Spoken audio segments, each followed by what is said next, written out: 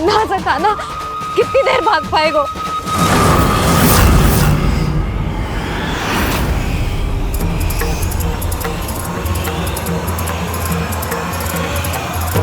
और कितनी प्रतीक्षा करोगे मेरी भक्त कालिया? भक्त नहीं, काल हूँ मैं तेरा। जब अहंकार का मुकुट बुद्धि को ढक लेता है तो भक्त अपने भगवान को भी नहीं पहचान पाता। व्यर्थ की पहेली में मत उलझा बालक। ना मैं भक्त हूँ और ना तू भगवान।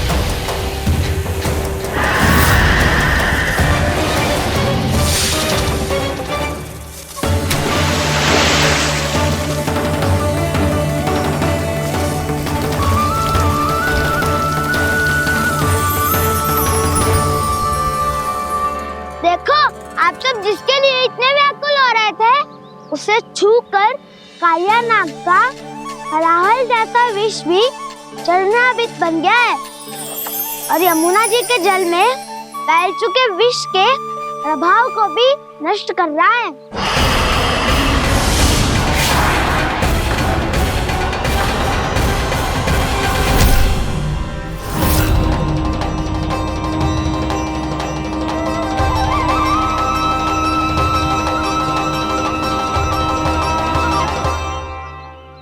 धर्म रक्षक, अधर्म विनाशक प्रभु श्री कृष्ण का कौशल सचमुच अद्वितीय है।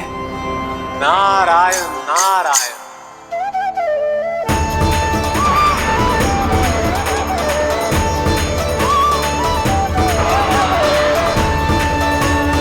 मेरा भार तुम्हारे भीतर के अहंकार का प्रतीक है कालिया। अब तुम्हारा अहंकार, तुम्हारा अरपान मेरे पाँव के नीचे है और तुम्हारी पूंछ अर्थात तुम्हारे प्राण मेरे हाथ में। अब तुम क्या करोगे भक्त?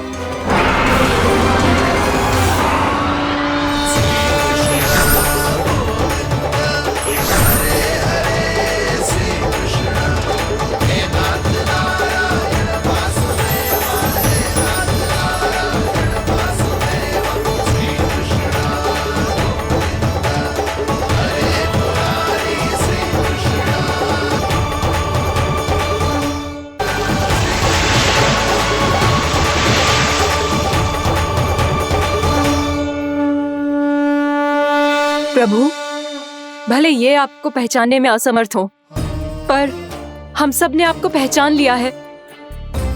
हाँ प्रभु, एक भक्त होने के नाते और एक अर्धांगिनी और माँ होने के नाते मैं आपसे इनके प्राणों की भिक्षा मांगती हूँ। अपनी कृपा दिखाइए और इन्हें क्षमा कर दीजिए। आपके लिए मित्र और शत्रु में कोई अंतर नहीं प्रभु।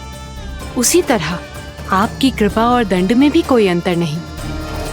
दोनों दया ही तो हैं, अकारण ही किसी को प्राप्त नहीं होती। हमें विश्वास है कि हमारे पति को मिला ये दंड कोई अभिशाप नहीं है, आपका वरदान है। ये सत्य है प्रभु कि इनसे बहुत से पाप हुए हैं। इनके विष से बहुत सारे जीव जंतु को हानि पहुंची है, पर अब आपके चरण इनके शीश पर पड़ गए हैं। ऐसी कृपा तो बड़े बड़े महान महात्माओं को भी दुर्लभ है, और इन्हें प्राप्त हुआ तो अवश्य ही ये किसी महान पुण्य का ही फल है। हे प्रभु, उन्हीं पुण्य कर्मों की शक्ति का आह्वान कर मैं आपसे विनती करती हूँ, इन्हें प्राण दान दीजिए। मैं अपने इस भक्त को क्षमा अवश्य करूंगा देवियों, यदि ये अपने अहंकार को त्याग कर मुझे पहचान ले तो।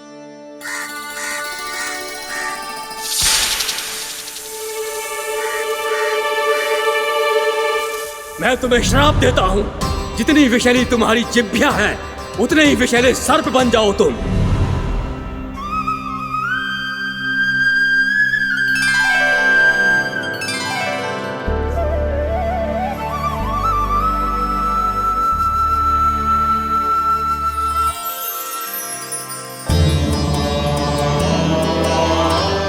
नारायण, मुझे क्षमा कीजिए नारायण।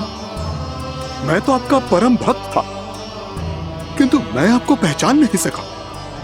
इसका दंड तो मुझे मिलना ही था, किंतु मैं अब प्रायश्चित करना चाहता हूं।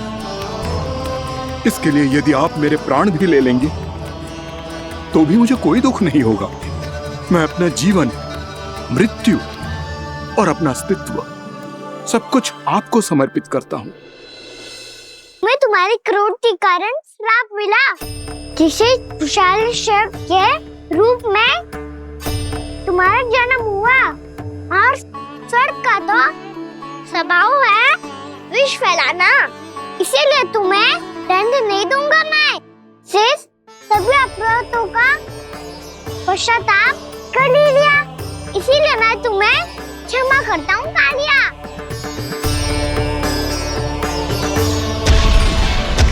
पर तुम्हें यहाँ से दूर समुद्र के बीच जाकर रहना होगा, जहाँ किसी निर्दोष का जीवन तुम्हारे विष से प्रभावित ना हो।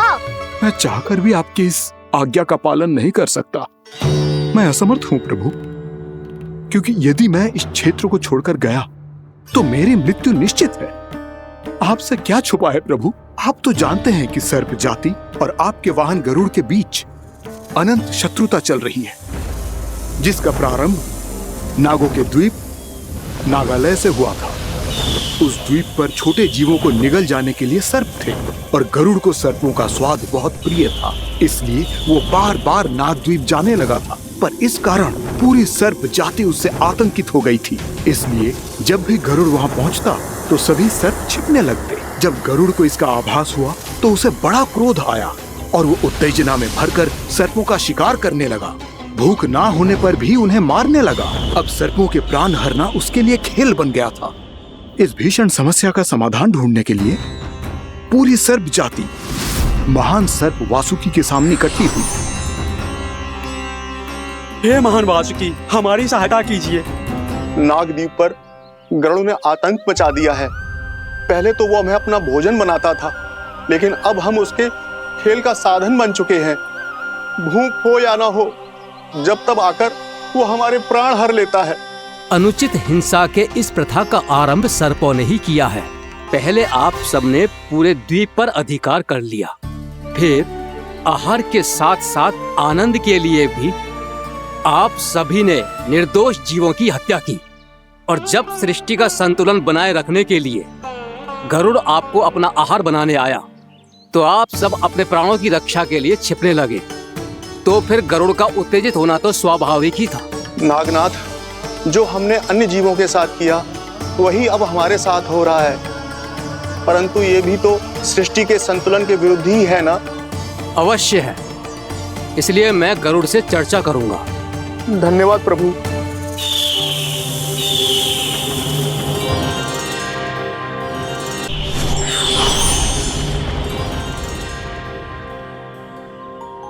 श्री नारायण के वाहन पक्षीराज गरुड़, मैं संपूर्ण सर्प जाति की ओर से आपसे एक निवेदन करने आया हूं। कहिए, क्या कहना चाहते हैं आप? हे पक्षीराज, यदि आप हम पर ऐसे ही आक्रमण करते रहे तो शीघ्र ही हमारी प्रजाति समाप्त हो जाएगी। इसीलिए हमारी आपसे विनती है, यदि आप उचित समझें तो सर्पों के किसी एक घर से हम आपको एक सर्प प्रतिदिन अर्पित करेंगे। आप उसको आहार बनाइए और अन्य सर्पों को जीवित रहने का अधिकार दीजिए। मुझे स्वीकार है।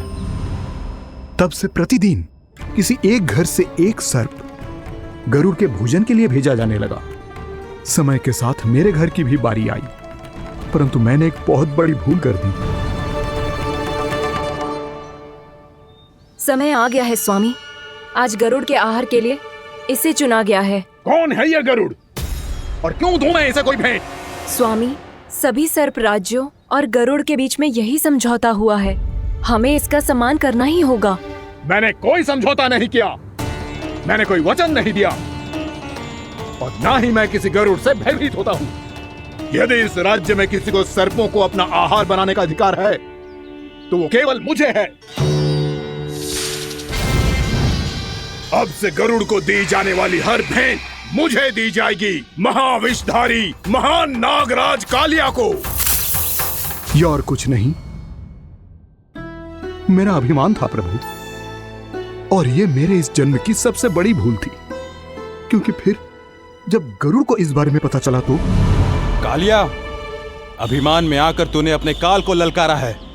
जिस कालिया के नाम में ही काल छिपा है, तू उसे ललकारने का दुस्साहस कर रहा है। गरुड़ स्वयं को भगवान विष्णु का वाहन कहता है, तो वाहन का ही कर्म कर। स्मरण रख, इस धरती के सर्वश्रेष्ठ योद्धाओं के लिए भी मैं मृत्यु का दूत हूँ। विनाश काले विपरीत बुद्धि। तो जैसे मूर्ख सदा इस युक्ति को सार्थक करते आए हैं, अपने विनाश को आमंत्रण किया है, तो अब भोग।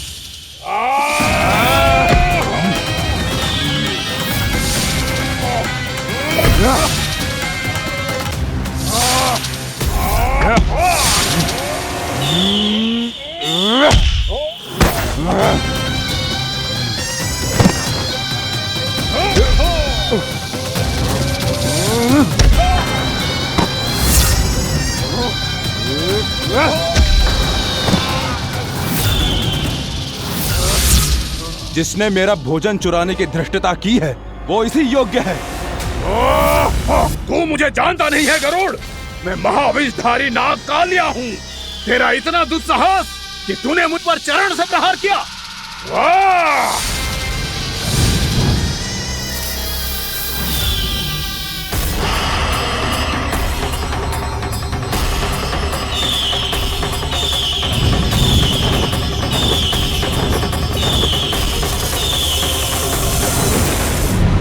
मैं अपने अभिमान में भूल गया था कि गरुड़ मुझसे कहीं अधिक शक्तिशाली है। इसलिए अपने प्राणों की रक्षा करने के लिए मैं एक स्थान से दूसरे स्थान भागने लगा। नदियां, पर्वत, यहां तक कि मैंने सागर भी लांघ डाला, पर मैं जहां भी जाता गरुड़ के रूप में मेरा काल वहीं आ जाता। इसीलिए मृत्यु की आशंका से भयभीत होकर मैं अपने बड़े भाई मां कद्रू के प्रथम पुत्र अनंत शेषनाग से राय लेने चला गया। भैया, मैं यहां आपसे आपकी सहायता लेने आया हूं। मेरी एक छोटी सी भूल के कारण यह गरुड़ मेरा पीछा कर रहा है, मुझे हर समय हर स्थान पे ढूंढते रहता है। यदि उसने मुझे ढूंढ लिया तो वो निश्चित ही मेरे प्राण ले लेगा।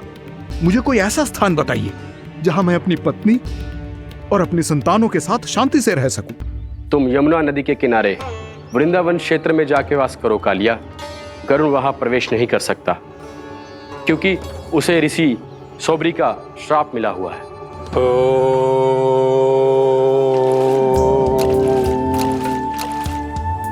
ध्यान और तपस्या का नित्य कर्म करते हुए ऋषि के मन में मछलियों के प्रति प्रेम भाव इतना बढ़ गया कि वो भूल गए सभी जीव खाद्य श्रृंखला का भाग होते हैं, और मछलियां भी इस नियम की अपवाद नहीं है। उन्हें मछलियों की अटखेली इतनी अच्छी लगने लगी कि वो इस क्षेत्र के मछुआरों को भी मछली पकड़ने की अनुमति नहीं देते थे।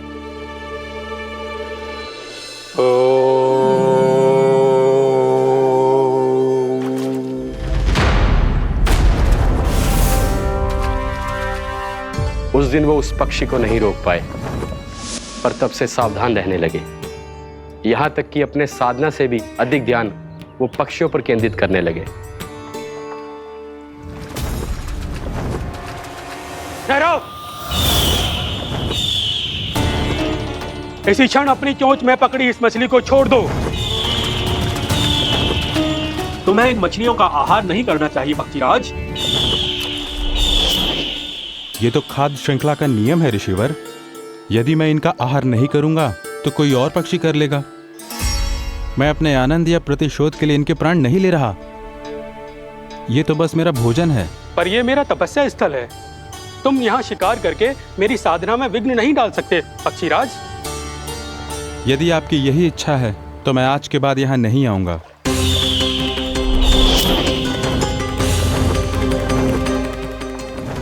पर आज ये मछली मेरे आहार के रूप में पकड़ी जा चुकी है।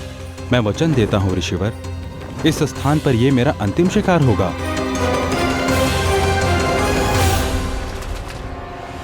आज के बाद यदि तुमने वृंदावन की निकट उड़ान भी भरी तो तुम सैकड़ों टुकड़ों में फटकर मारे जाओगे पक्षीराज। ये मेरा श्राप है।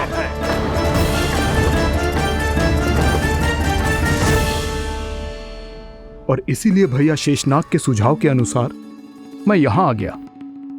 पर अब यदि मैं कहीं और जाऊंगा तो मेरे प्राण नहीं बचेंगे प्रभु। निश्चिंत रहो कालिया, अब से गरुड़ तुम्हें कोई हानि नहीं पहुंचाएगा। अब तुम्हारे फनों पर मेरी पक्षिन बन गए कालिया, इसीलिए अब से तुम्हें गरुड़ से कोई भय नहीं होगा। निश्चिंत होकर अपने परिवार के साथ गहरे समुद्र में चले जाओ और सुख से शांति से निवास करो। पर ध्यान रहे निर्दोष जीवों को हानि ना पहुंचे। आपने मुझे जीवन दान दे दिया प्रभु, इस उपकार से मैं कृतज्ञ हूँ प्रभु। आदेश दीजिए, मैं आपकी सेवा कैसे करूं? तुम्हारे जल क्षेत्र से 1 कोटि कमल पुष्पों को लेने की अनुमति दे दो कालिया। यही मेरी सेवा होगी प्रभु। ये तो मेरा सौभाग्य होगा।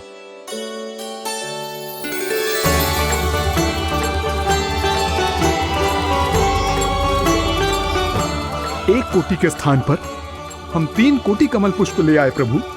मैं तुम्हारी सेवा भाव से प्रसन्न हुआ कालिया।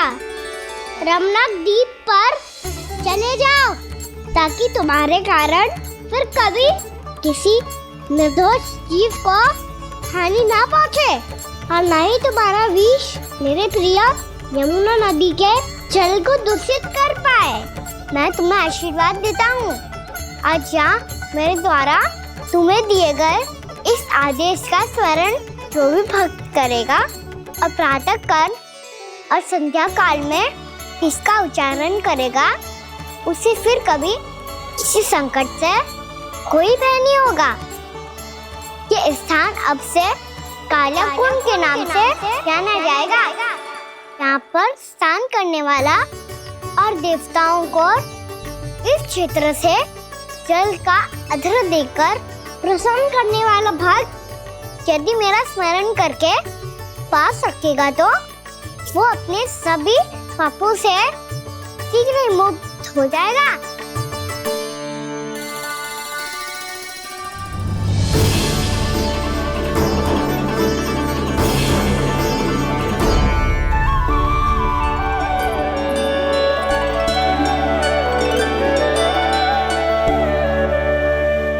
कौन है जी भगवान जिसने अभी अभी कालिया जैसे विशाल विस्तर का सामना किया? क्या एक साधारण बालक जो शीत की अधिकता से ठिठुर रहा है? क्या करूं?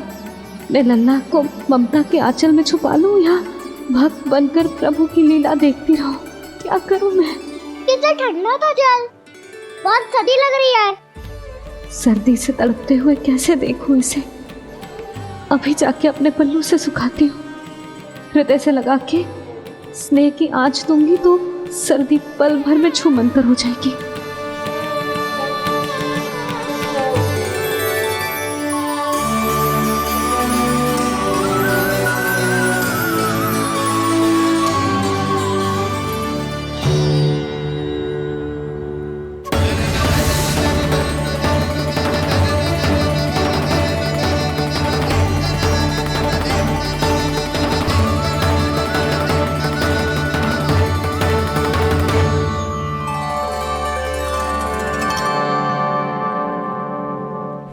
मेरी आवश्यकता ना है इसे।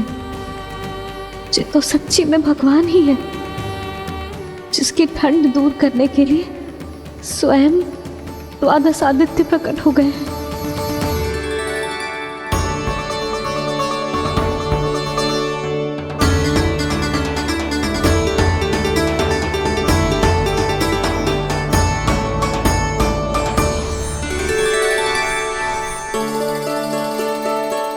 ये क्या किया आपने? मैया मुझे अपने हृदय से लगाने वाली थी कि आप सब प्रकट हो गए। क्षमा कीजिए प्रभु, पर आपको भीगा हुआ देखकर, ठंड से ठिठुरता हुआ देखकर हमसे रहा नहीं गया। हम अपने वश में नहीं थे प्रभु। भक्ति से भावुक होकर हम प्रकट होने पर विवश हो गए थे।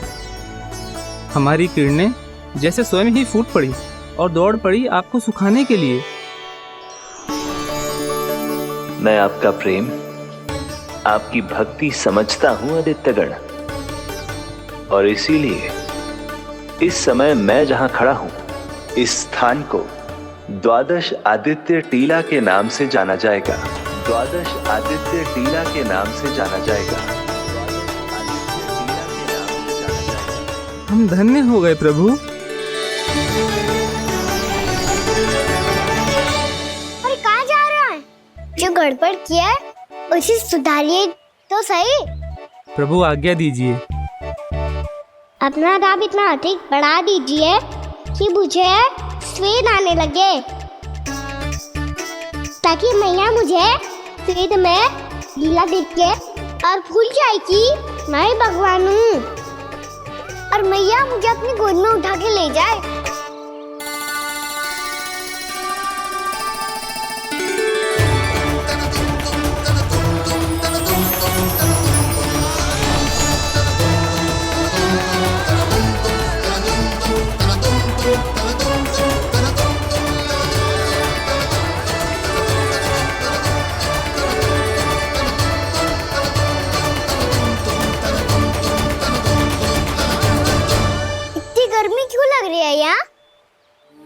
श्वेत की एक बूंद भी आती थी तो मैं अपना आंचल लेकर पहुंच जाती थी इसके पास। जानती ही नहीं थी कि चेतु स्वयं वायुदेव को आदेश दे सकता है कि वो बहने लगे और उसका सारा श्वेत सुखा दे। वायुदेव की आवश्यकता नहीं है मैया, मुझे आप ही चाहिए। लगता है जिस बात का भय था वही सत्य होने लगी है। भैया मेरे भगवान रूप को भूल नहीं पाएगी, और अब मेरे लिए उनके सत्य छुपा कर रख पाना कठिन हो जाएगा। कृष्णा कृष्णा हरे कृष्णा कृष्णा कृष्णा मुरली मनोहर कृष्णा गोपाला गोविंदा हे दामोदरा।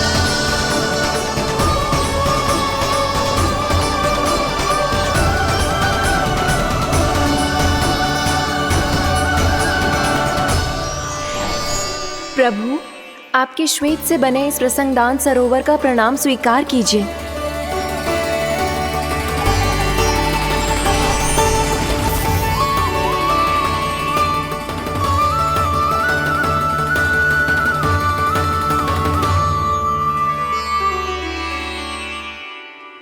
ओहो, इस चमत्कार को देखकर भैया को और भी अधिक विश्वास हो जाएगा कि मैं भगवानी हूँ। अब कैसे मनाऊं मैया को कि मैं इनका लाई हूँ।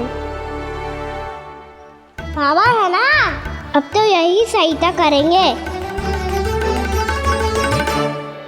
श्री कृष्णा गोविंदा हरे हरे श्री कृष्णा गोविंदा हरे हरे श्री कृष्णा हरे मुरारी श्री कृष्णा श्री कृष्णा श्री कृष्णा।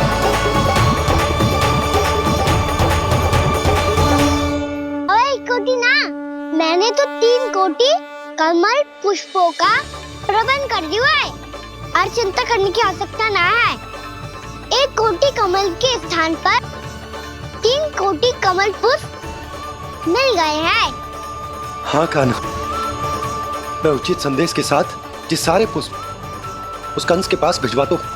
महाप्रक्रमी कान्हा की जय। वृंदावन रक्षक कान्हा की जय। महाप्रक्रमी कान्हा की जय। भानु जी नंदराज, बाकी गांव वालों को लेकर ये सारे पुष्प इकट्ठा करो और कंस के दरबार में पहुंचाओ। जी।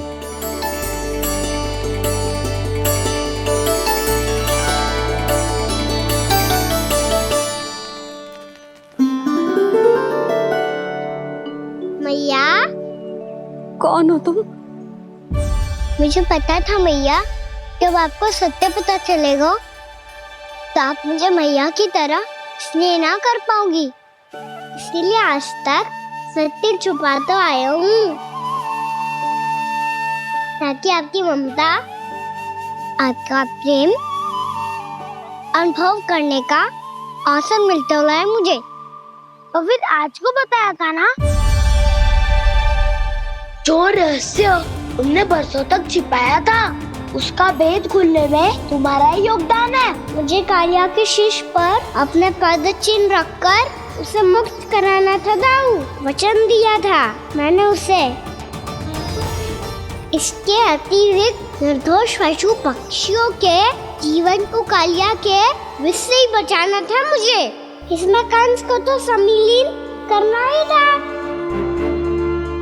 ताकि जब मैं कालिया का सामना कर रहा हूँ तो वो किसी और असुर को समस्या बनाकर वृंदावन ना भेज दे। पर इस सबसे बड़ा एक कारण और था दाऊ, मैं चाहता था कि मैया को सत्य पता चल जाए।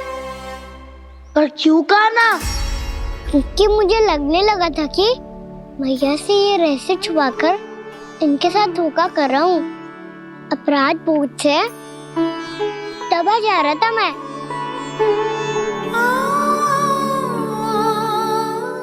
जो सत्य आपको, बाबा को, सभी को पता है, यहाँ तक कि मेरे सखा भी जानते हैं,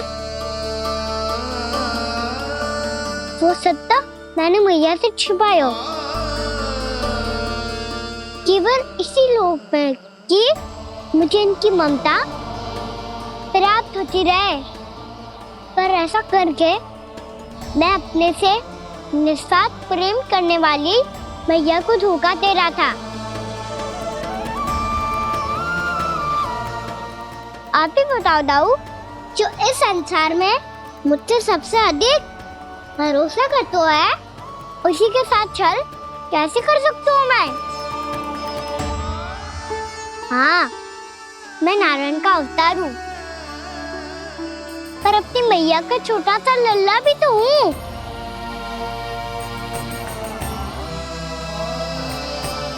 इसीलिए तो यमुना जी में छलांग लगाने का एक कारण इस गेंद को लेने जाना भी था। स्नेह से बनाई थी मैया ने गेंद, इसे अपने से दूर कैसे होने देता मैं? आपको आभास भी ना है मैया कि आप मेरे लिए कितने महत्वपूर्ण हो। ये सत्य है कि सभी देवता, प्रकृति, भक्त, ये सब है मेरा ध्यान रखने के लिए, मेरी सेवा करने के लिए। पर क्या इनमें से कोई भी मेरी मैया का स्थान ले सकता है? और आप भी तो यही चाहती थी कि मैं आपका लल्ला बन के आऊं, आज जैसे आपने मुझे अपनी गोद में लिटा रखा है, क्या कुछ ऐसा नहीं हो सकता कि शीघ्र ही मुझे आपको अपनी गोद में खिलाने का अवसर मिल जाए?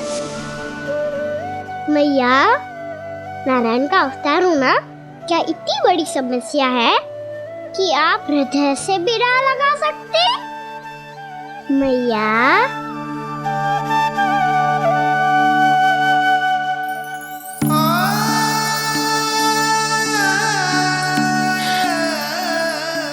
मेरा कान्हा, मेरा लल्ला।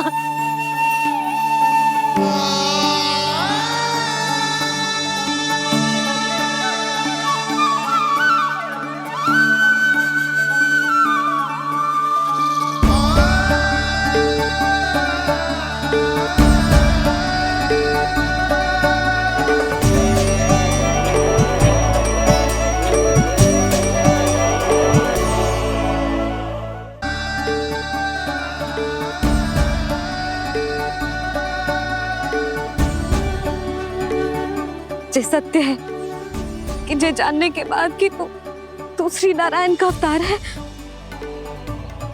मैं तुझे भगवान की तरह ही देख पाऊंगी। पर मेरे हृदय की जो ममता है ना, वो भक्त से कहीं अधिक है लल्ला। फिर चाहे तू साधारण बालक हो या श्री नारायण का अवतार, तू सदैव ही मेरा लल्ला है, मेरा लल्ला था और सदैव ही रहेगा। यशोमती मैया का नंद लाला, यशोमती मैया का नंद लाला। यशोमती मैया के नंद लाला,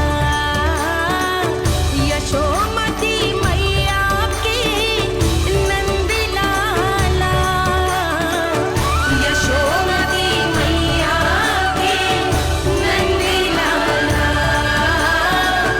यशोमती मैया के नंद लाला।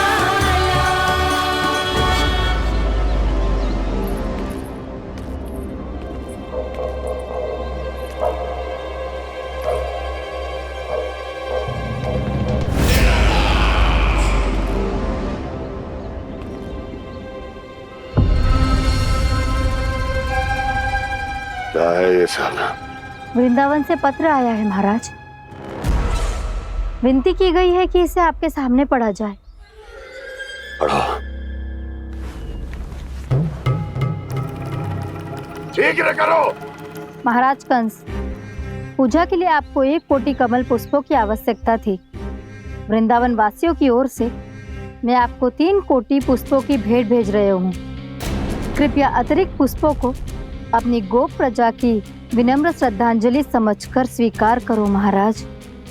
आपको ये जानकर प्रसन्नता होगी कि जैसे ही मेरा पुत्र कृष्ण कालिया नाग के सामने पहुंचो, वो महाभयंकर नाग भी आपके भय से कांप उठा और स्वयं ही जे सभी पुष्प हमारे द्वार पे पहुंचा गो।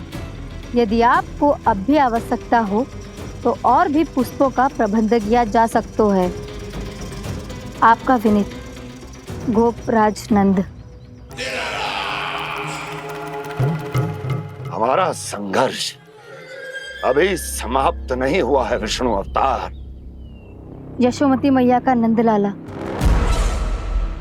पत्र में लिखा है महाराज, उसे इसी नाम से बुलाया जाना प्रिय है।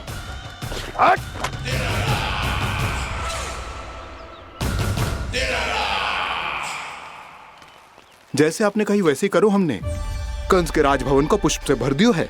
मुझे तो ऐसा लग रही है इतने पुष्प देख के कंस को चक्कर आ जाएंगे।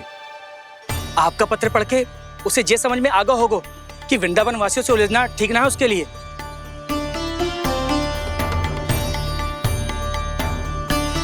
वैसे ही हमारे श्री कृष्ण हमारी रक्षा करने के लिए है ना।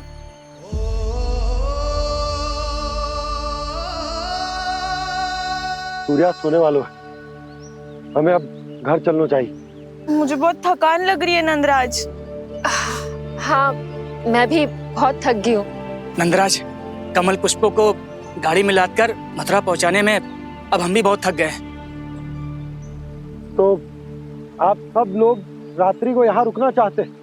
वैसे सुझाव तो अच्छा है नंदराज। अब कालिया नाग के स्थान से जाने के बाद प्रकृति कितनी खिल उठी है, क्यों जसोदा जी?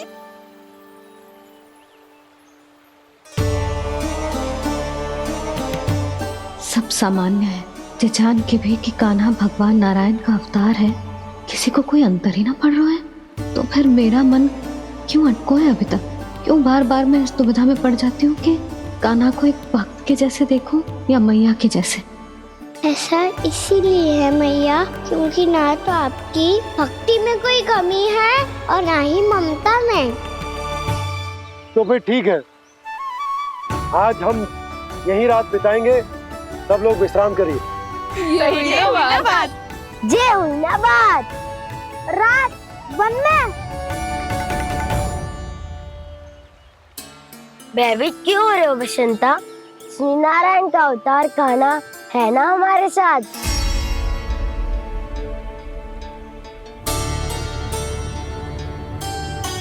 लगता है कोई मैया को भूलने ही नहीं देगा कि मैं नारायण का अवतार हूँ।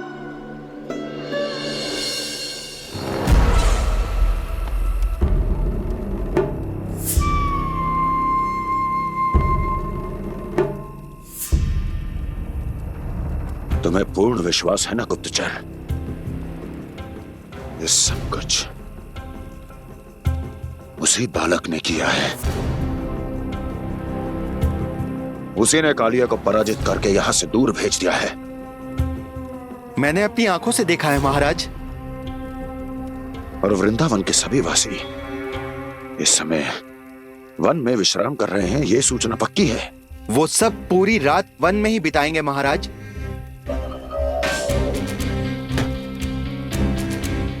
मेरी रातों की नींद छीनकर वो वन में आनंद कर रहे हैं।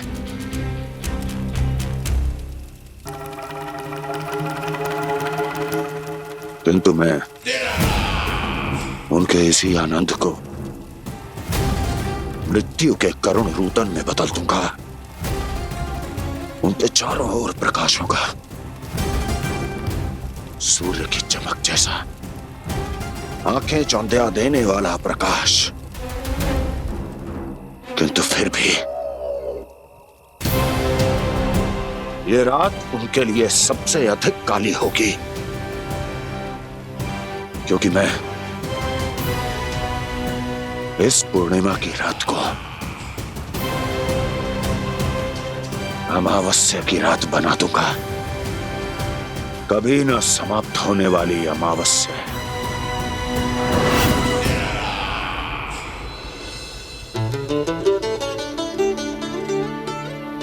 भाभी देखो, वन देवी प्रसाद के लिए जे केले लाई हूँ मैं।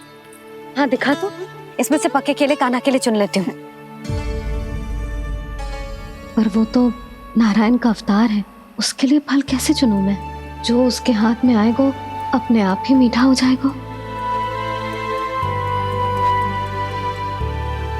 भाभी क्या होगा? रुक क्यों गई? कछू ना दिखा।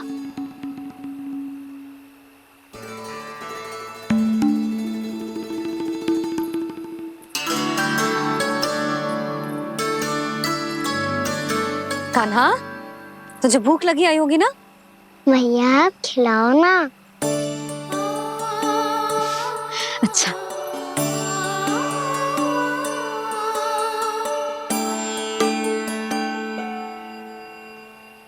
ले।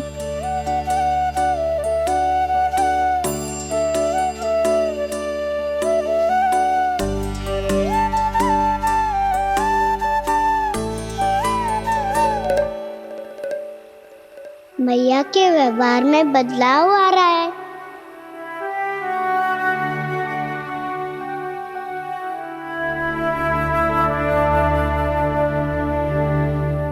कान्हा, बंसी काका हम सबको वन में आग जलाना सिखा रहे हैं, ताकि भयानक पशु को दूर करा जा सके। भैया मैं जाऊं? भैया अग्नि जलाने जाऊं? हाँ जा। भैया तो चुपचाप जाने दे रही है, पहले जैसे चिंता भी नहीं कर रही है अब। लल्ला सुन, अग्नि के साथ खेलियो मती और सुरक्षित दूरी बना के रखियो, समझ आई?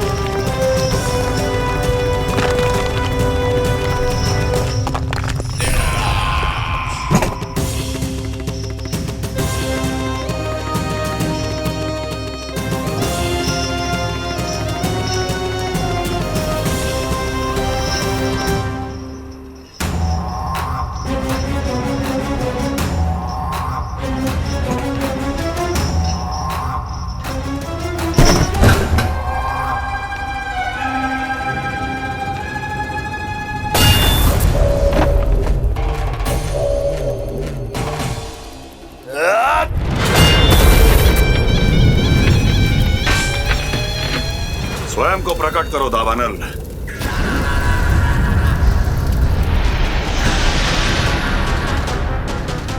प्रणाम महाराज। महाराज कंस, इस कारागार से मुक्त करवाने के लिए आपका बहुत बहुत धन्यवाद। बताइए, इस उपकार का ऋण कैसे चुकाऊं? बस वही करो दावानल जो तुम्हें सबसे अधिक प्रिय है। अपने नाम को स्वयं सार्थक करो। जला दो,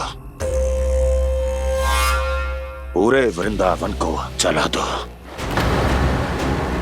कीट, पशु, पक्षी, वनस्पतियां, वृक्ष, यहां तक के मानव भी, कोई भी जीवित प्राणी जीवित नहीं बचना चाहिए।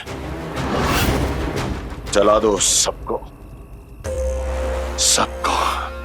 आपकी आज्ञा ही मेरी इच्छा है और आपकी इच्छा ही मेरी आज्ञा। तुम सबने देखो अजय, अधिक कठिन ना है ये।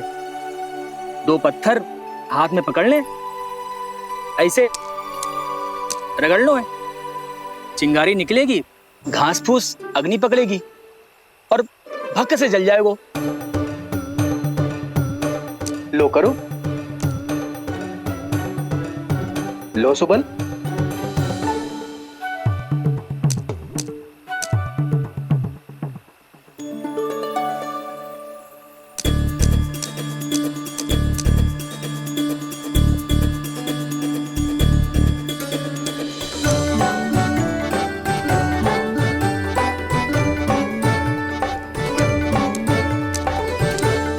ले कान्हा, तू भी प्रयास करके देख ले। पर जितना सरल जय कह रहे थे उतना सरल ना है अग्नि जलाना।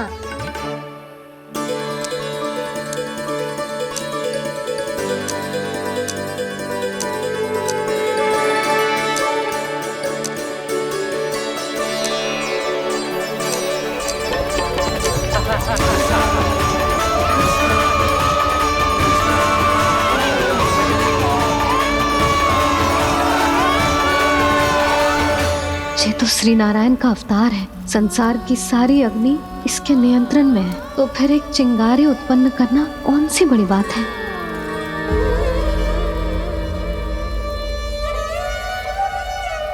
ऐसे तो मैया मुझे धीरे धीरे अपना लल्ला मारना ही भूल जाएगी। ये उचित नहीं है, अब मुझे ही कुछ करना होगा।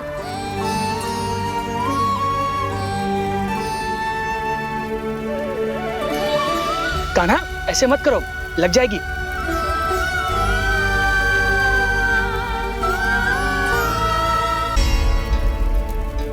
कान्हा, संभाल के, ध्यान कहाँ है तेरो? कालिया नाग का हलाहल जैसा विष जिसका कछु न बिगाड़ पाई, जिस साधारण सी अग्नि उसे हानि कैसे पहुंचा पाएगी। मेरी ममता बार बार चिंता करने पे विवश कर देती है मुझे। भूल जाती हूँ मैं कि ये तो श्री नारायण का अवतार है। यही तो मैं चाहता हूँ मैया।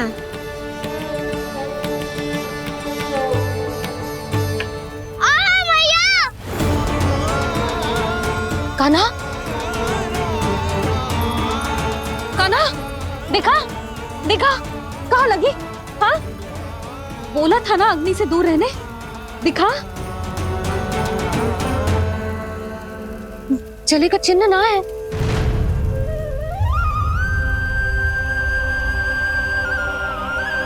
मेरे साथ खेल खेल रहा है जे।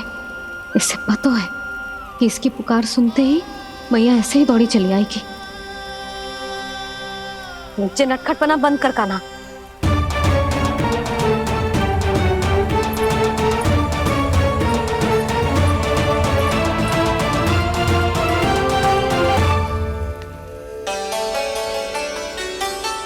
यशोदा, आ जाओ, कान्हा को भी बुला लो।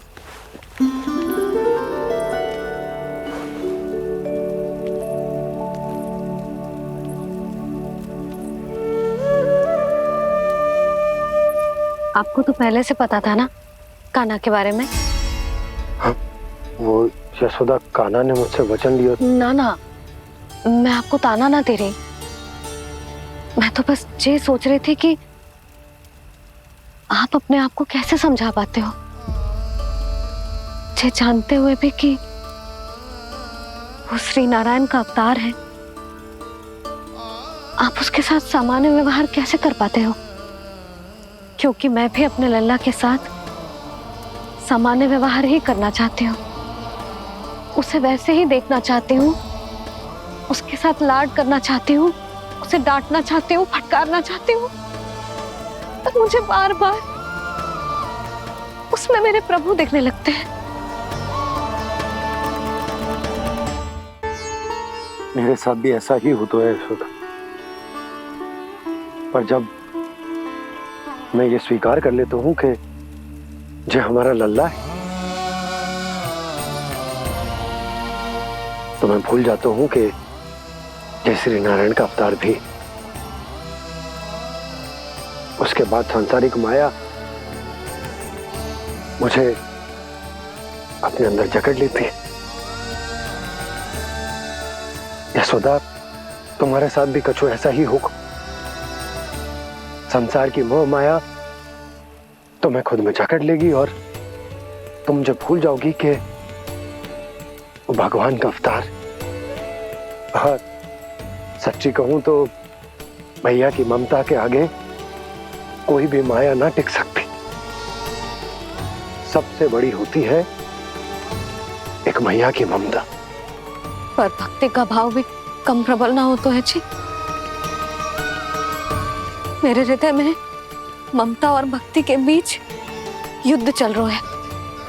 मुझे ना पता कौन सा भाव जीतेगा और कौन सा हारेगा। इसका अर्थ है कि मुझे कुछ भी ऐसा करने से स्वयं को रोकना होगा, जिससे मैया के मन में भक्ति का भाव प्रबल होकर हिंसा से जीत जाए। तो फिर ध्यान रखना कान्हा, अब सबके सामने कोई लीला मत कर देना तुम।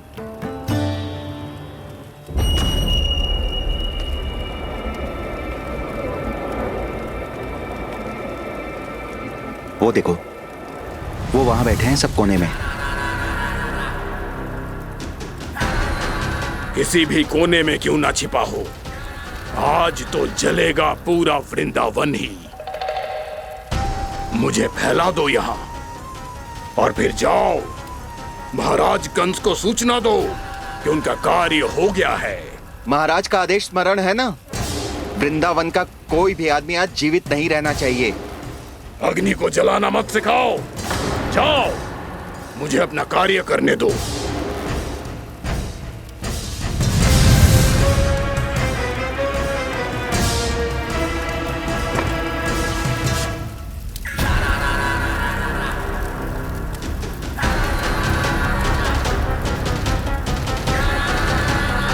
नारायण नारायण हरे हरे, श्रीमन्नारायण नारायण हरे हरे, भजमन नारायण नारायण हरे हरे।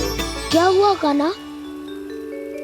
मैंने आपको कहा था ना कि मैं कोई लीला ना करूं, पर देखो कंस मामा ने असुर वृंदावन को भेज दिया है।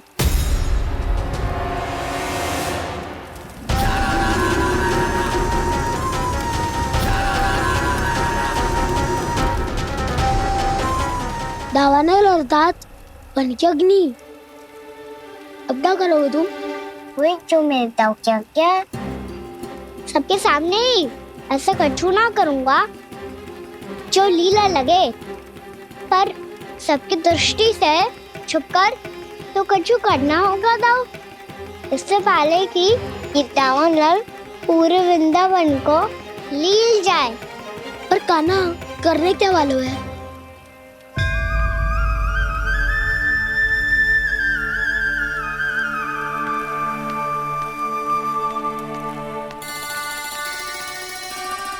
भैया बहुत थको, सुला दो ना।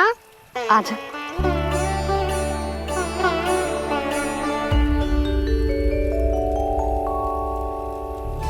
लोरी गाओ ना मैया। सब जन आंखें बंद कर लो, मैया लोरी सुना रही है।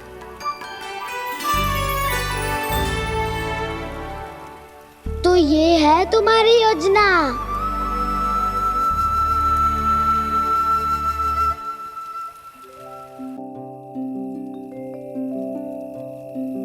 आजा रे निंदिया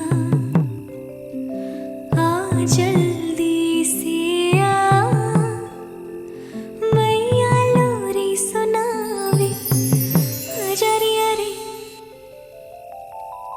गोदी का पलना है बैया डोरी, झूले उसमें कान्हा रे आजा रे अरे, तुझसे है पूरन दुनिया मोरी, लल्ला तो मेरा मैया मैं तोरी आजा रे अरे।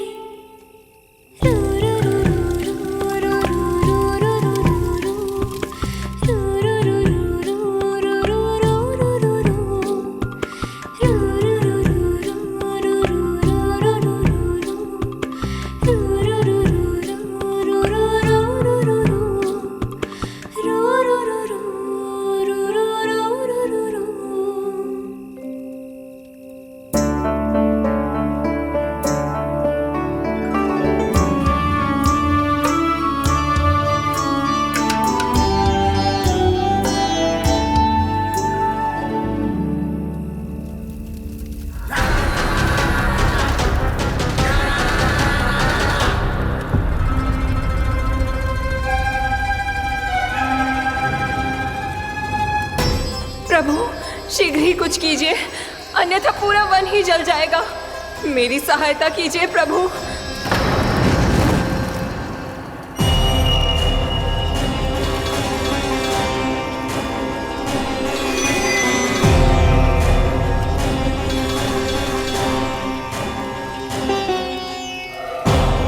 आज कोई नहीं रोक सकता मुझे।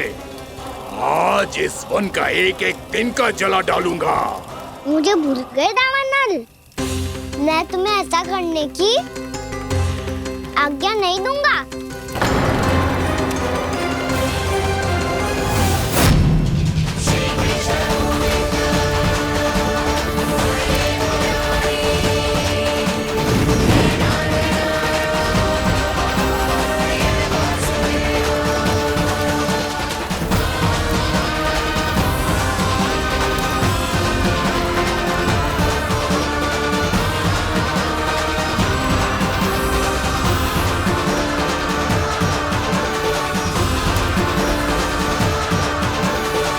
मैया की नींद में व्यवधान पहुंच रहा है, मुझे शीघ्रता करनी होगी।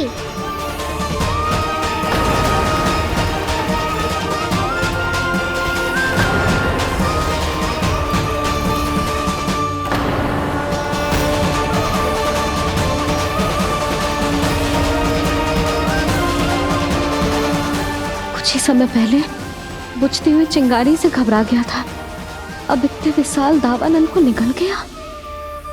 फिर से गड़बड़ कर दी कान्हा ने। समझाया था कोई लीला मत करना, तुम्हारी समस्या और बढ़ जाएगी।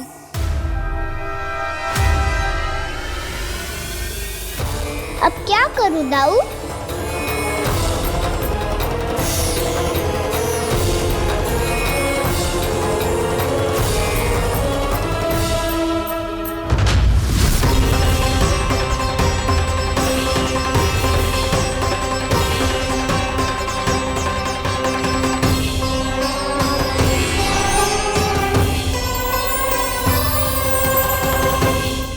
जब जब मैं इसे अपने लल्ला के रूप में देखने का प्रयास करती हूँ, मुझे प्रभु दिखते हैं।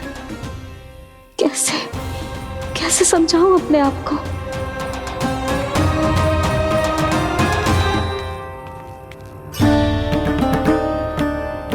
मैया मुझे पता है आपने कहा था अग्नि के साथ मत ही खेलना, पर अग्नि फैल रही थी। मुझे कछु ना कछु तो करना ही था मैया। क्यों प्रभु, क्यों छीन रहे हो एक मैया से उसकी ममता? मैं आपकी भक्त अवश्य हूँ, पर उसके साथ साथ आपकी मैया भी बने रहना चाहती हूँ। आपको एक मैया बनकर दुलारना चाहती हूँ, फटकारना चाहती हूँ, डांटना चाहती हूँ। तो फिर डांटो ना मैया, फटकार लगाओ, मुझे दंड दो। कैसे कान्हा? तुझे देखते ही मुझे अपने भगवान दिखाई देने लगते हैं। मेरे मन में तेरे प्रति भक्ति के भाव जाग रहे हैं। मैया ऐसा मत ही करो ना। देखो मैं वही कान्हा हूँ जिसे आप लोरी सुना के सुलाती थी। वही कान्हा हूँ जिसे अपने हाथों से माखन खिलाती थी। मैं वही कान्हा हूँ मैया जो भूल करता था तो आपकी डांट भी खाता था और आपसे दंड भी पाता था।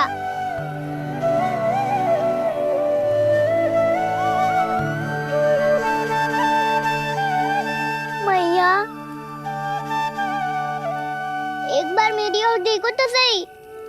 मैं वही कान्हा हूँ जो आपकी पूछ बनके पूरे वृंदावन में घूमता था। जैसे चलना बोलना सब सिखाया आपने। पहले मेरा सत्य जाने बिना आप मुझे अपने लल्ला की तरह व्यवहार करती थी। अब मेरा सत्य जानने के बाद भी अपने लल्ला की तरह ही मुझे अपनाना होगा, क्योंकि मैं तो वही हूँ, आपका कान्हा।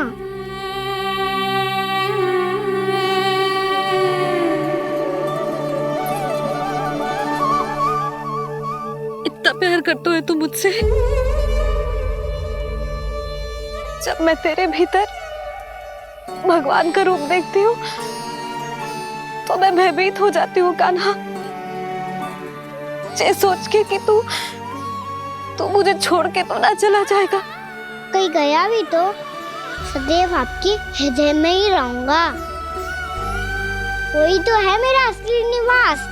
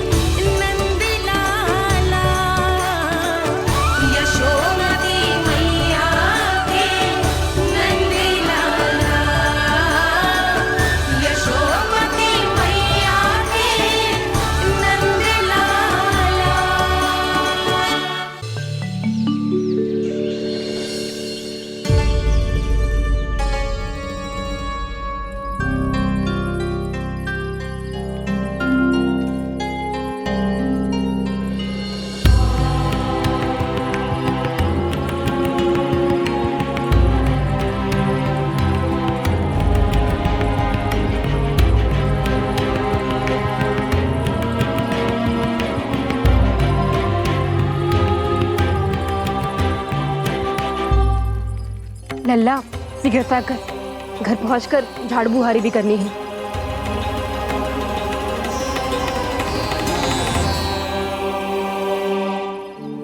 का होगा?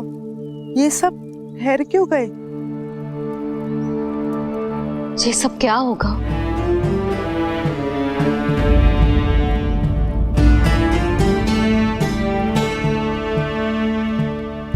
कल ही तो हम इस क्षेत्र की सुंदरता की प्रशंसा कर रहे थे ना, और आज कछु बचो है तो बस चिंगारियां, भस्म का ढेर और विनाश का दृश्य।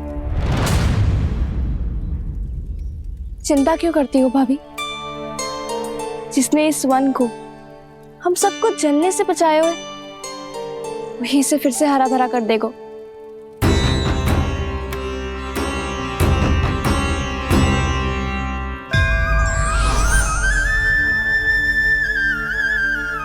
नंदराज, इस समय घर जाना सुरक्षित होगो? पूरा मार्ग जल गयो है। इन सुलगती चिंगरियों का ताप किसी बालक या वृद्ध के पांव में लग गो तो?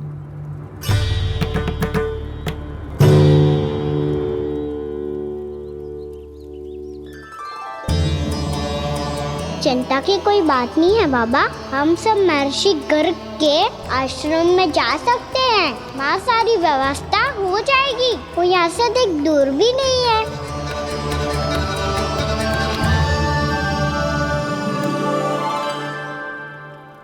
मुझे लगता है कि हम सबको ऋषि गर्ग के आश्रम जाना चाहिए।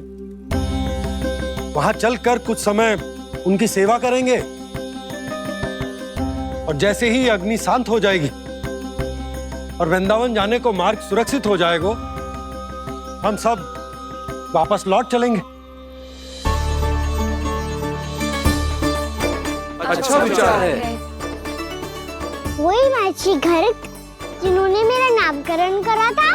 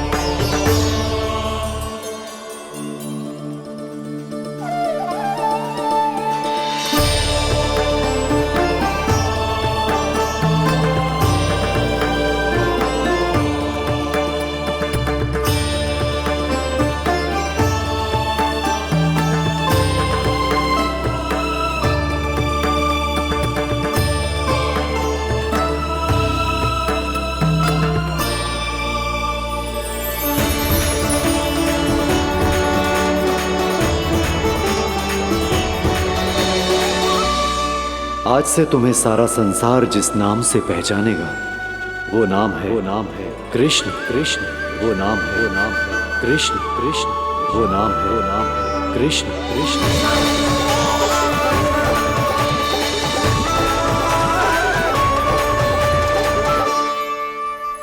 प्रणाम ऋषिवर।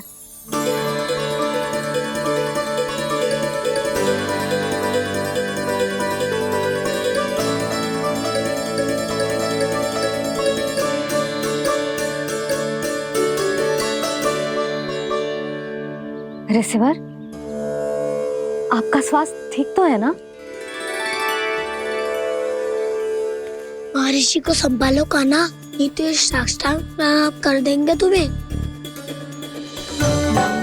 और तब छोटी माँ को तुम्हारे भगवान होने की स्मृति फिर से आ जाएगी।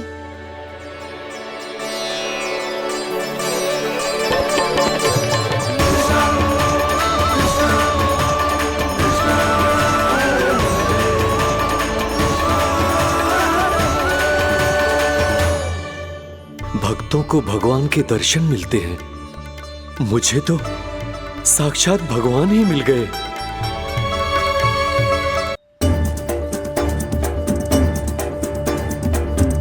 इस समय मैं भगवान नहीं, बस आपका शिष्य हूँ ऋषिवर। स्मरण रखिए, भगवान अपने भक्त के घर नहीं आए। आज एक पुत्र अपनी मैया के साथ एक महर्षि के आश्रम आया है।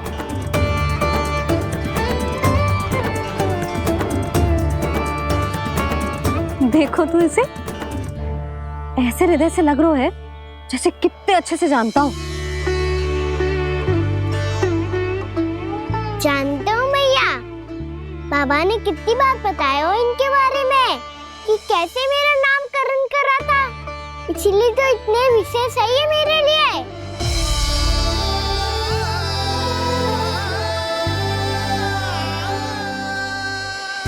अच्छा ही है कि यशोदा जी भूल रही है कि इसका लल्ला स्वयं श्री नारायण का अवतार है।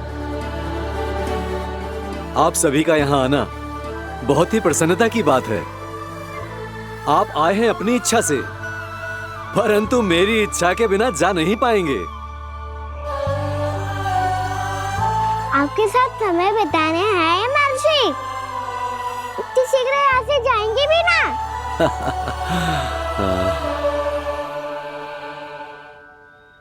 लगता है कान्हा के मस्तिष्क में कोई योजना है। कहीं फिर से कोई लीला तो नहीं करने वाला ये।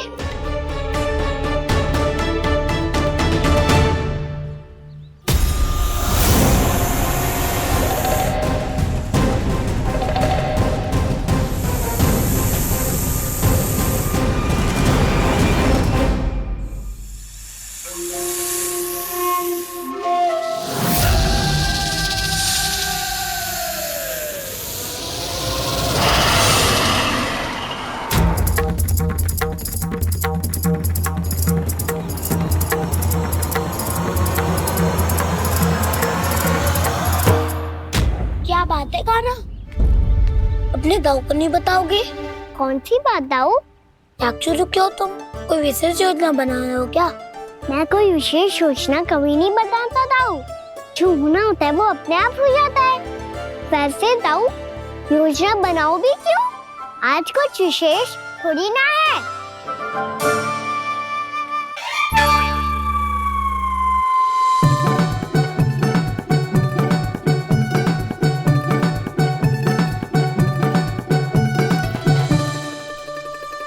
अच्छा, तो मेरा जन्मदिन इसके लिए विशेष अवसर नहीं है या फिर इसे स्मरण ही नहीं है कि आज मेरा जन्मदिन है?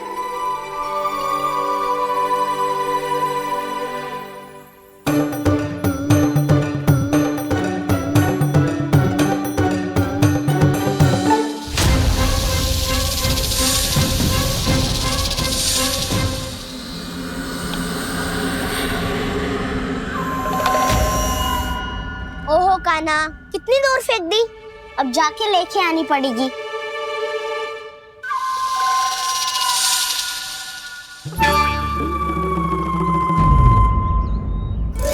बलराम, वहाँ खड़े क्या हो? आओ खिल्ली लेके आते हैं।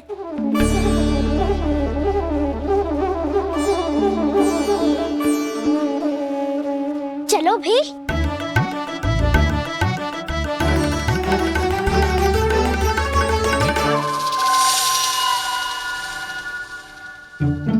अब मेरी बारी है। नहीं नहीं, अब मैं खेलूंगा। क्या हुआ दाऊ, क्या देख रही हो? ऐसा लगा कि जैसे कोई था यहाँ। वरना दाऊ कोई ना कोई तो जीव जंतु होगा ही। छोड़ो ना, अब आपकी बारी। मार गिल्ली बर लगा के। हाँ हाँ, बलराम को खेलने दो, अभी अभी आया ना।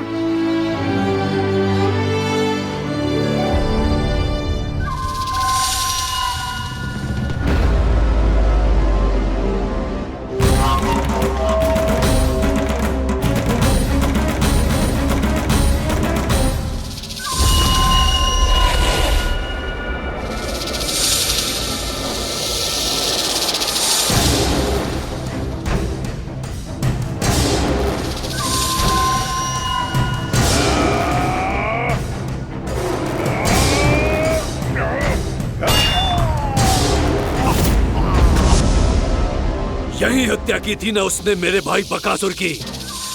और वो सारे बालक बड़े चाव से देख रहे थे, प्रशंसा कर रहे थे उस मायावी की। मेरी बहन पूतना के हाथों से तो बच गए, किंतु अब मेरे क्रोध से, मेरे भीतर दहकती प्रतिशोध की अग्नि से अब ना तो वो बालक बचेंगे और ना ही वो विष्णु अवतार। और भूलना मत, महाराज ने क्या कहा था, सीधे सीधे उस मायावी का सामना नहीं करना है तुम्हें। वो बालक बहुत चतुर है।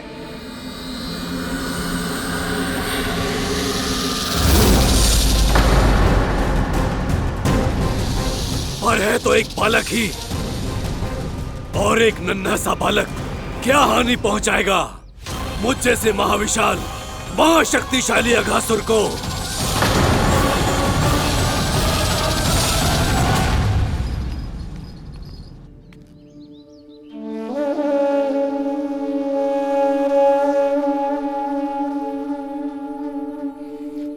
पता नहीं तेरी मैया क्या क्या सोच रही होगी। विवाह के समय एक दूसरे को वचन दिया था, कभी भी एक दूसरे से कछु ना छुपाएंगे हम। और मैंने कितने वर्षों तक तेरे दिव्य होने की बात उससे छुपाई।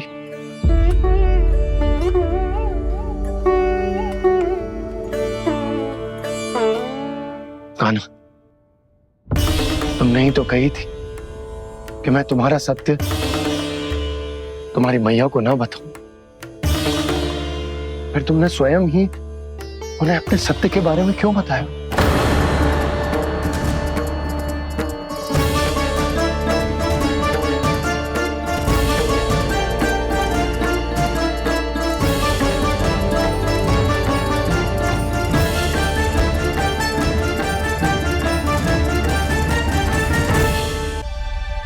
कान्हा, तुमने ही तो कही थी कि मैं तुम्हारा सत्य तुम्हारी मैया को ना बताऊं। फिर तुमने स्वयं ही उन्हें अपने सत्य के बारे में क्यों बताया? दाऊ के मन में यही शंका थी बाबा। उन्हें भी मैंने यही कहा था कि मैया को कभी ना कभी तो मेरा रहस्य पता चलना था। किसी और से जानकारी मिलती तो उन्हें अधिक दुख होता। इसीलिए मुझे लगा अच्छा यही है कि इन्हें मेरा सत्य से मुझसे पता चले। वैसे भी मैया से भेद छुपा के मुझे अच्छा नहीं लगता बाबा। इतने वर्षों में मैं जब जब मैया से कुछ भी छुपाता था तब तक मेरी हृदय को भी पीड़ा होती थी।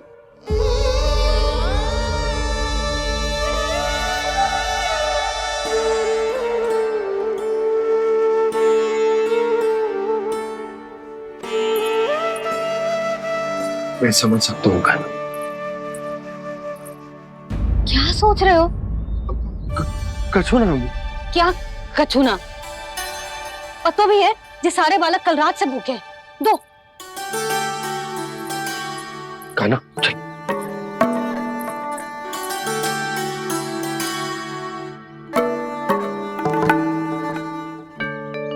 लगता है सब ठीक है। क्या ठीक है? कछु ठीक ना है। बहुत कठिन है, पर मैं प्रयास कर रही हूं कि स्वयं को समझा पाऊं कि मेरा लल्ला मेरे प्रभु श्रीहरि का अवतार है।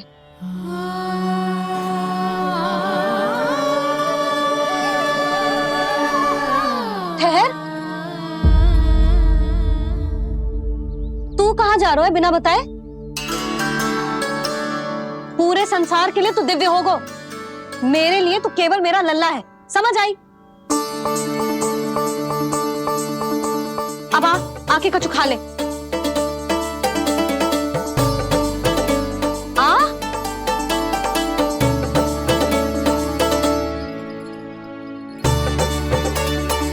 ले खा। पहले आप खाओ मैया। तू खा पहले। मैंने कही ना, तू अब भी मेरा लल्ला ही है जो कल रात से भूखा है। इसीलिए अब चुपचाप खा। और जे मत ही सोचियो कि मैया को सत्य का पता चल गया है तो कछु कहेगी ना। तेरी मैया हूं कान्हा, कस के डांटूंगी और आवश्यकता पड़ी ना तो डांटूंगी भी और दंड भी दूंगी। और फिर भी बात ना मानी तो स्मरण है ना ओखल? देख यहां भी है।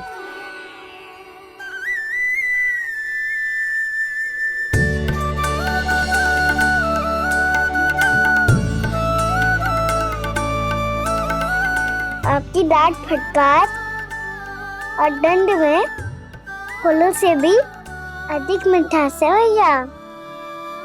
प्रेम है तेरा ऐसा निराला, विवश हो कर आए जग पाला।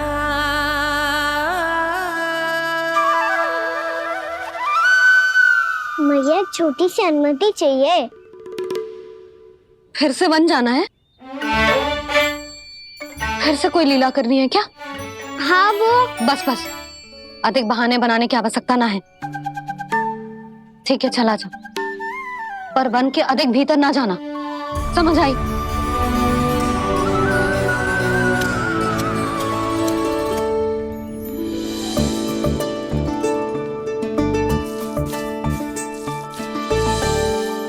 चलो, मिल गई अनुमति।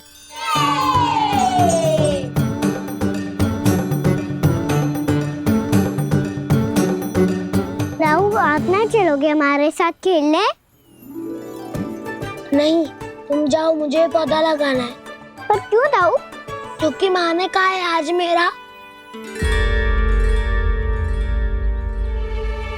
कहा है कि पौधे लगाने से फल मिलते हैं। पर पौधा तो लगो, फल ना है।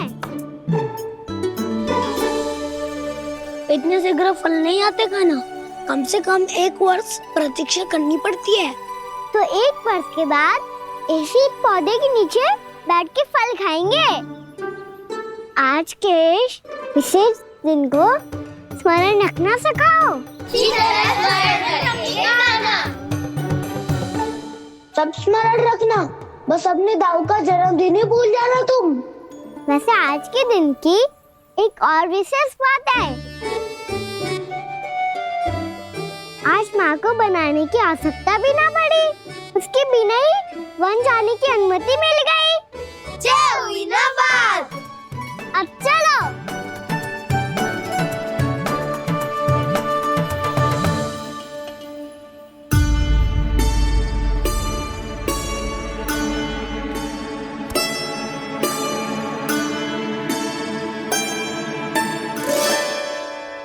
बलराम, कहाँ थे तुम? अच्छा, तुम्हें पता है महर्षि गर्ग ने मेरी विनती स्वीकार कर ली है। तुम्हारे जन्मदिन के विशेष अवसर पर तुम्हारे लिए विशेष पूजा करेंगे वो। जो किसी को स्मरण ही ना रहे, वो कैसा विशेष अवसर? क्या हुआ? किसी ने शुभकामनाएं नहीं दी? सखा बोले तो कोई बात नहीं, पर छोटा भाई भूल गया माँ। क्या? ये कैसे संभव है? वही तो मैं भी सोच रहा हूँ माँ। पूरे संसार की हर छोटी से छोटी बात जिसे ध्यान रहती है, वो अपने बड़े भाई का जन्मदिन कैसे भूल सकता है? सुनो सुनो सुनो, ये तो अच्छा करो कि तुम सबने से किसी ने भी दाऊ को पता ना चलने दिया कि उनका जन्मदिन हमें स्मरण है। पर अब हमें उनके लिए कुछ ढूंढना होगा। हाँ, हम सबकी ओर से कोई ना कोई विशेष उपहार। तो फिर गौवंश का ध्यान कौन रखेगा? और कौन? तुम। गैया मैया की तो समस्या ना है, पर जब बछड़े मेरे वश में ना आते, इन्हें तो कान्हा ही संभालेगा। अच्छा ठीक है, पर तुम सब जाओ और कुछ अनोखा ढूंढ कर लाओ। गए सब? अब इनकी अनुपस्थिति में शांति से अघासुर का अभिमान भंग करूंगा। इसे क्या लगता है ये मुझे अपने जाल में फंसा लेगा? इसके मित्रों को मृत्यु के जाल में ऐसे फंसाऊंगा मैं कि ये रक्षा की भिक्षा मांगेगा मुझसे।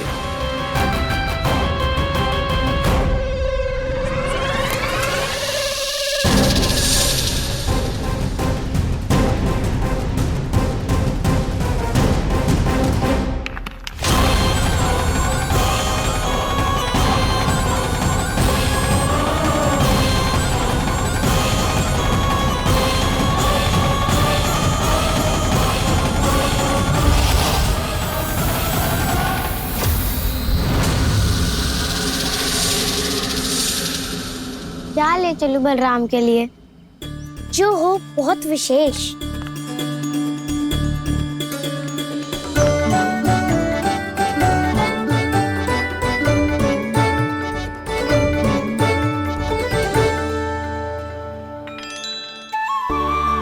ये फल उसे बहुत प्रिय है।